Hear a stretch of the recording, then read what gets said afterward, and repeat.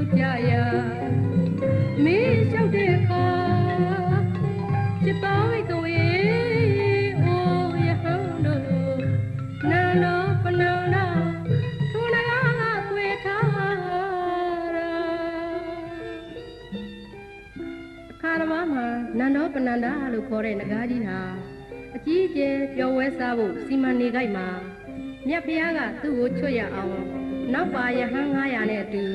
သူတို့ရဲ့ခေါင်းပေါ်ကဖြတ်ပြီးတော့တာဝရိန္ဒာနတ်ပြည်ဘက်ကိုကြွတော်မူပါတယ်။အဲ့ဒါကိုမြင်တော့နဂါးကြီးကဒေါသထွက်ပြီးဒီရဟန်းနေဟာတို့ခေါင်းပေါ်ကဖြတ်ပြီးတာဝရိန္ဒာဘက်ကိုဝင်လိုက်ထွက်လိုက်လုပ်နေကြတယ်။တာဝရိန္ဒာကိုမမြင်ရအောင်ငါလှုပ်ထားလိုက်မယ်ဆိုပြီးသူ့ရဲ့ကိုယ်ကိုအကြီးကြီးဖန်ဆင်းပြီးတော့မြင့်မို့တောင်ကို9ပတ်ပတ်ပြီးတောင်ထိပ်ကိုပပြင်းကြီးနဲ့ပုံမိုးထားလိုက်ပါတယ်။ဒီတော့ယဟန်တွေကမြတ်စွာဘုရားတပည့်တော်တို့ဟာခါတိုင်းဒီနေရာကိုရောက်ရင်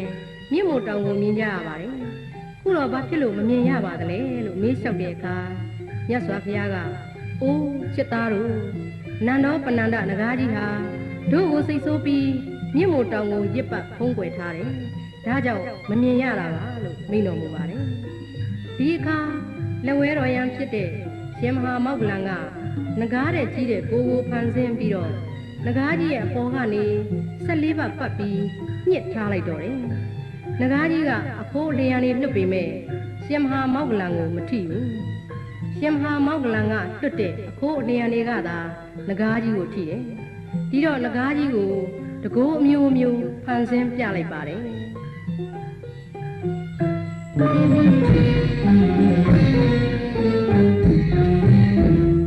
ရှင်မဟာမောက္ကလန်မထေရမြတ်သည်နဂါယံကိုဆုံးမရအတွက်သူရဲ့ကြီးတဲ့နဂါမင်းတရံဟာမင်းတို့ရစ်ပတ်လေတော့ပါနန္ဒောပနန္ဒအာမတန်ကိုချဘယ်သူမှမတတ်နိုင်ကြအရှုံးပြီးကဖုံးရိပ်ပါဥခိုက်ပါလို့ဆောင်းနေတဲ့အောင်ရဲ့တတ္တမပါရှင်မောက္ကလန်ကဂလုံကြီးအောင်ဖန်ဆင်းပြီးနဂါးကြီးကိုလိုက်တော့မှနဂါးကြီးကကြောက်လန့်ပြီးတပည့်တော်ကြောက်ပါပြီဗျာ